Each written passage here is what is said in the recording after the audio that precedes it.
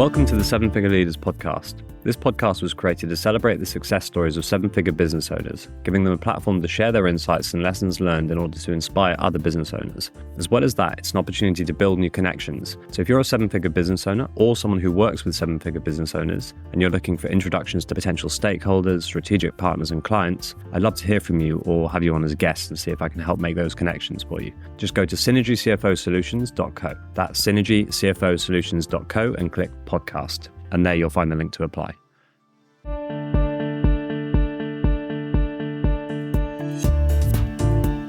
Okay, welcome. And today we've got Mike Floyd from Lovett's group. Welcome, Mike. Welcome. Yeah, good morning. So why don't you give us a bit of a background as to who you are and what you do? So currently I'm the CEO of Lovett's Group, which is effectively was a catering engineering business, but now is more moving into facilities management. Took over the business in 2021, acquired it from the owner who was looking to retire. Came out of a random conversation with one of my friends who kind of suggested that this guy had a good company that he wanted to sell. And I was at that point working for a global facilities provider, traveling pretty much to London every week and looking to try and find a route out of it. So it just seemed like a good fit. It was based in Scotland, although it's quite a bit from where I live. It's probably easier to travel to Kirkcaldy, which is 60 miles away, than London every Monday morning and travel back every Friday night. And currently we're kind of growing the business to morph it from a catering engineer, which is quite a technical type environment, into more facilities orientated, which is also technical, to give our customers a kind of more rounded experience and more rounded service line rather than just one service. So we've kind of spent 3 years really growing it, obviously using my experience from being in facilities for 30 odd years. I'm an electrician to trade many years ago in the days of black and white. So coming from that background, it seemed a good fit for me because a lot of the accreditations you need to be in a technical facilities business, the catering company had. So it was quite an easy bolt on. It wasn't starting from scratch, which was the kind of other option I had.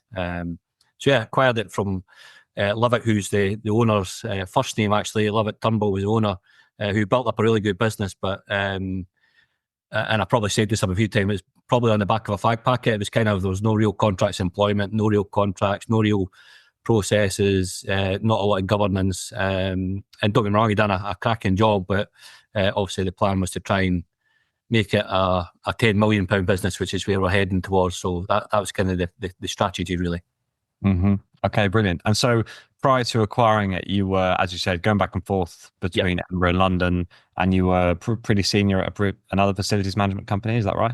Yeah, I mean, I joined a company in Scotland, a company called Arthur Mackay, which was in the facilities arm of it. It was a big project stroke facilities company.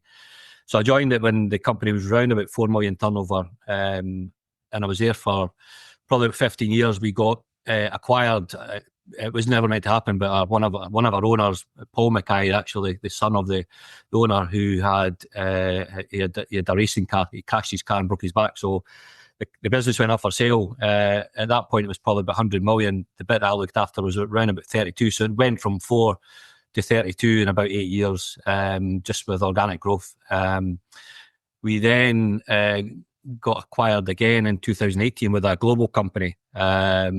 And obviously that was a couple of years before COVID. So I went through 2 acquisitions. On the first one, I was heavily involved because both the owners were exiting. So it was left with the directors at that point, which was 6 of us, to pretty much present to venture capitalists, any bigger companies that round off these global companies. So that was a big experience for me. It was one of the first times I came through that kind of process. So it was as you can imagine, for a big company like that, it was a long-winded process. So the second time, it was probably a bit more seamless. I wasn't heavily involved. It was even though I was a managing director and a shareholder, you only kind of find out these things sometimes late in the day. So that was just kind of the 2 process I went through. And at the point I left just after COVID, I think the bit that I kind of looked after was about 100 million, just under 100 million quid of contracts. So that they tend to be contracts that are a lot public sector, so councils, things like Met Police, Scottish courts, galleries, all that kind of stuff, along with some corporate customers as well. So it was a kind of big bulky business at that point, and acquisitions became a global business, and it became my background, as I say, is technical. It was both businesses we acquired.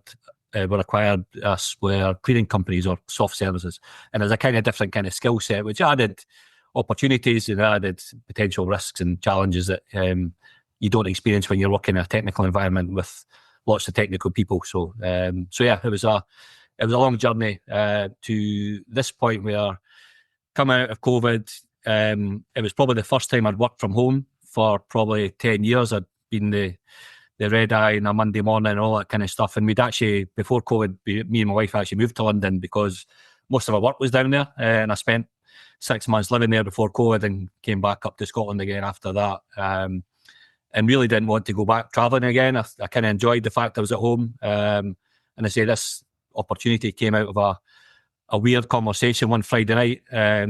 Come and spoke to Lovett, who was kind of keen to exit the company, and it just seemed the right time for me to move on. And I always say the industry I'm in is quite a young man's game, and I'm now 58, so I'm probably a senior person in that industry, and it was just definitely time to get off the gravy train. Yeah. Okay. Wow, that's brilliant. And so, yeah, you said a lot there that we can dig into. So, first thing that occurred to me was you grew from 4 million to 30 million organically. What do you think was behind that? That was in your old place. We had a really strong. It was a really good business. It was a cash rich business, and it was kind of had a good reputation, really good reputation in the Edinburgh area, and it done a lot of work in Scotland. But then it kind of became entwined with Royal Bank of Scotland. That was one of the biggest customers, not for the sector I was in, but it drove the business forward. So it grew really quickly. The bit that I was in, really, we focused on the reputation that we had, and we brought a really good team in. Historically, I think when I joined the business, it was £4 million, but it was losing 400,000 a year. So that was kind of a bit of a challenge, and I typically didn't know that before I joined. It was kind of sold the dream a little bit, and if I'm honest, we kind of picked away small contracts. We've got bigger contracts. We found it easier once we got to 6 million to get to 10 million, to get to 15 million, to get to 20 million. So it became, there was a bit of momentum there when we got our first reasonable contract. And to be fair to the company we were running contracts we probably shouldn't have won. And it's similar to where we are just now. We're kind of up against bigger global companies, and we're being successful because the core of what we do is deliver a good service. The people who have brought into the business are generally people I've worked with before, are really good people who have got a good reputation in the business, and that helps really.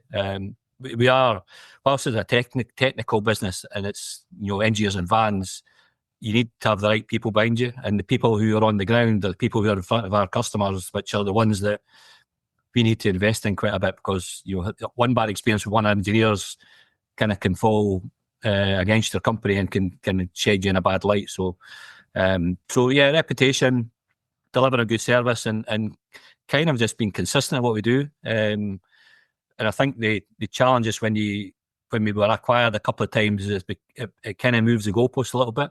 It changes the focus, and it changes a little bit of the identity, and a little bit of the culture a little bit as well, because I think up to that point, even though the business when it was sold was 100 million and my bit was 32, it felt very much like a small business. It felt really much like a team. You knew everybody that was in and around the company, and that helps, I think. And it helps when you are dealing with customers who have expectations that you need to deliver with. So yeah, so a kind of reputation was probably the key thing that dragged us through that loss-making scenario into a kind of more positive environment. And so when you came in, 4 mil revenue, and you're making a loss of 400k, how did you turn that around? How did you identify what was the cause? And then at that point, I was probably one of a team of people, and I think it was one of my old mentor bosses who joined just after me, actually, who kind of showed a great example of what to do when they had something like 300 customers, and they didn't spend a lot of money with the 300 customers. They had probably 3 decent sized customers, which is one of the ones I looked after at the time. And they kind of decided to shed the load a little bit, and move some of the smaller customers, the more problematic customers, on a little bit. And I followed the same process when I first got acquired in 2016. The company that acquired us, I inherited, even though it's 32 million, I inherited 25 million pound of revenue that they had in their company already, and it was loss making as well. And I used that same model. They had, again, something like 600 customers who had no contracts. They would just phone up and say, "Can you come and fix X, Y, Z?" They would turn up, they would do the job, sometimes not to the greatest standard, and then they would have trouble getting paid. So you had this whole back office function of credit control and lots of kind of noise around about the business, which distracted you from running the kind of key contracts. So if you, back in the day when we were 4 million, we focused on the 2 or 3 big contracts that we had. We kind of got rid of the noise and the people who didn't pay and the people who were slow at paying and the people who were kind of difficult to deal with. And we focused on public sector, which really helped as well, because public sector is a difficult market to be into, but particularly in the COVID times, when people aren't getting paid, when your revenue was safe, and it probably helped the company I was at that time when COVID hit to kind of keep the company going, really, because you still had public services, you still had, whilst it maybe not full potential, you still had a kind of core skill, people still working. So we focused on bigger customers, and we chipped away, won a couple, which allowed us to win a couple of bigger ones. And then we were in the marketplace of fighting against the bigger players in the FM industry. So and that really kind of helped, really. And if I'm honest, I've used that. I find business simple, really. You do a good job for someone, and if they pay you, you keep going back to them, and they'll keep coming back to you. So I think I don't overcomplicate stuff. So I've kind of used that exact same model when we got acquired the last 2 times. When I came in here, I've probably followed the exact same model as well. We had quite a bit of public sector customers when I came in here. Not massive contracts. So that's where our target market is, and that's where we're trying to go into. I find that really, really, really easy to deal with, because it really helps the cash flow, particularly because you get paid sometimes, generally always within 30 days, but sometimes less than that. So one of our biggest customers here pays us within 7 days. And if you're a growing business, cash flow is one of the key things you need to have. And even a bigger company, my experience of some of the big corporate companies, cash flow is a challenge, really. It can be it can determine how good or bad your company is, because it can drive the strategy and drive what you do to customers. Yeah. Well, cash is like the fuel, isn't it, that keeps a business alive. If you run out of, you can make a profit, but if you run out of cash, it's game over. So absolutely, yeah. If you look at one of the biggest companies in our industry, Carillion was one of the biggest fallers. They acquired, and they had bits of business that were losing hundreds of thousands, millions of pounds a year, but they kept moving and adding money, but they eventually ran out of cash, right, which is why they went, eventually the bank said, "Hang on, here's nothing, it's a bit smoke and mirrors," which is kind of key for me. And so I do, whilst I learned a lot in the corporate environment, I learned a lot about finances and numbers. I learned the kind of 2 or 3 key bits that you need to focus on constantly. Yeah, brilliant. And then, okay, fast forward to today. So you took over Lovett. Yeah, and run us through what's happened since you acquired it, what you found when you first walked in, and then where you are today and how you've moved from then.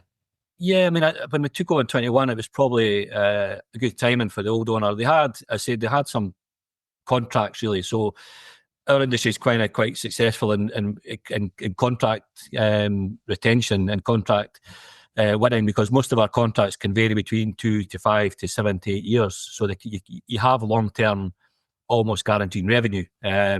So they had some contracts with some local authorities. When we first came in, originally it was to try and steady the ship, really. You kind of have to, having been through 2 acquisitions, it does unsettle a lot of people. It can change the culture. People can, key people can leave, and people can decide that they don't want to be part of that kind of journey and want to have a kind of more small environment. So we spent a bit of time settling the team down.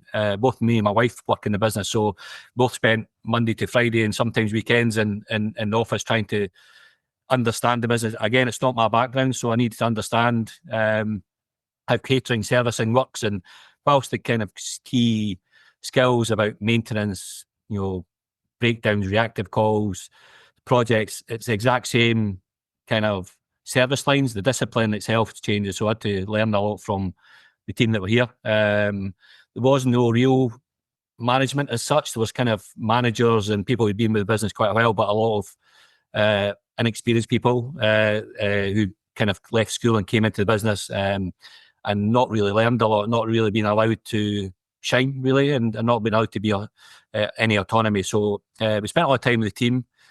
We had to put in basic things like contracts, employment. We didn't have any of that. A little bit of kind of control around about the spending and things like P&Ls. Didn't have a P&L, a monthly P&L, for example. And that, if you work in any business, you're used to that. So we had to make some kind of big inroads into getting underneath the finances of the company, understand, I think at that point we had around about 30 contracts at the time, understand if they were profitable, how they worked, if they were particularly good payers is always a key thing for me. I don't want people who, if I do a good job, I want people to pay me. If they don't pay me, then I probably won't continue to work with them. So we spent a lot of time working on that. At that point, I was pretty much, was the one-man band playing the banjo, the drums, the tambourine at the one time, and then grew into kind of start to bring some people in. And don't get me wrong, we lost some people through the kind of changes, and people come and move on eventually. But we've got quite a few people who have been here for 25 plus years, who are kind of steady with the team. We've tried to develop a lot of the team members and push people into. We've got an engineer who pushed into a manager's role now. We're trying to grow him to a kind of an account manager. So we've kind of developed the team. I brought in a new MD probably about a year and a half ago. Someone I worked with before. Who had, we'd worked on very similar contracts we currently are working on now. And it was a strategy to try and allow us to manage the business, to grow the business, to start tendering, bidding for work that was probably slightly out with the comfort zone of what we had at that point. So that's been the kind of journey for the first probably 2 years were quite tough, I suppose, because we were kind of doing everything. The last 18 months had been, there'd been a lot of growth. I mean, a lot of, we kind of put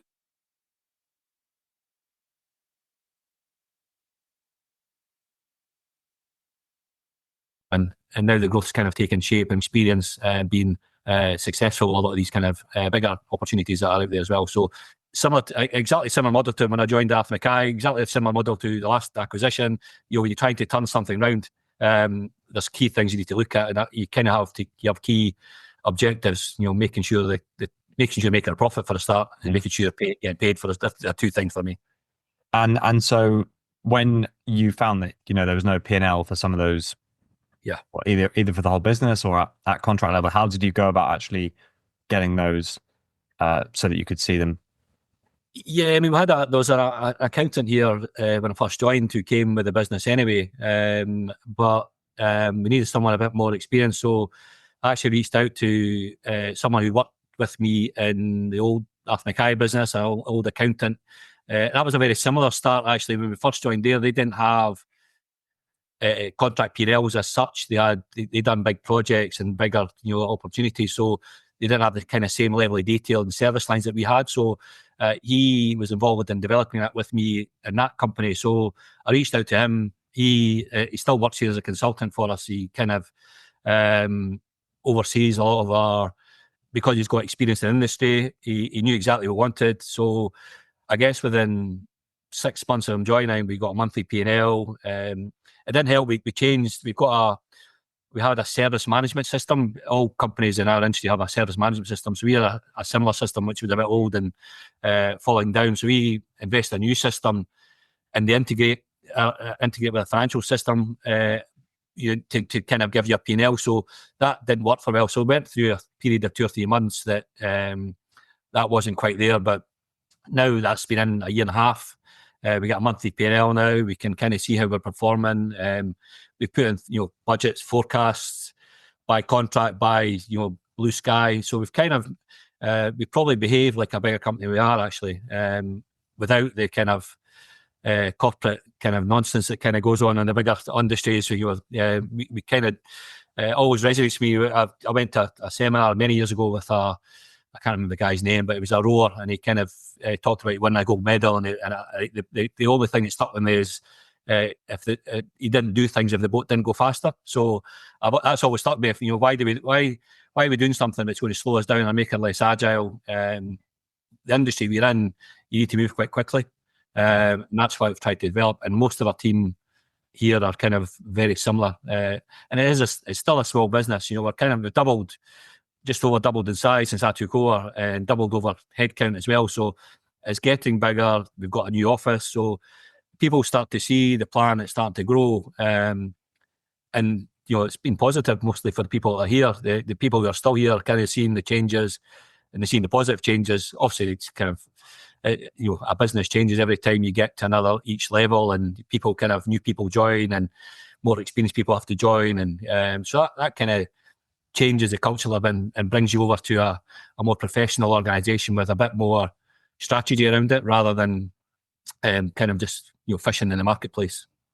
Yeah, brilliant. And so, what's next for the business, or what's next for you?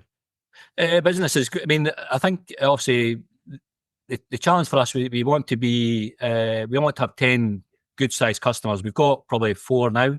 We've won 2 contracts this year from I get up against global providers, and they are, one's a 7-year contract, one's an 8-year contract, and they're the biggest contracts they've had the business. So we won 2 in the past 6 months. We've been mobilising them, so we want to make sure they're right. But we are now in the marketplace again to try and look at both myself and Craig, who's my MD, have got quite a big reputation in Scotland in terms of we've been in the industry for so many years. Most people know us.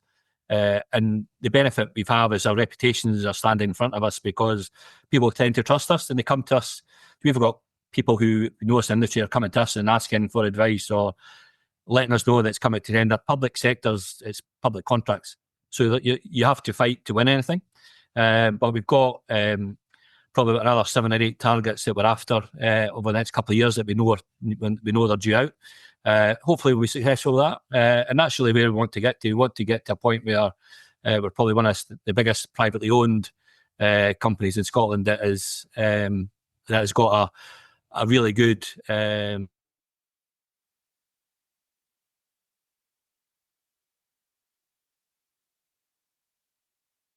base and good footprint for delivering services.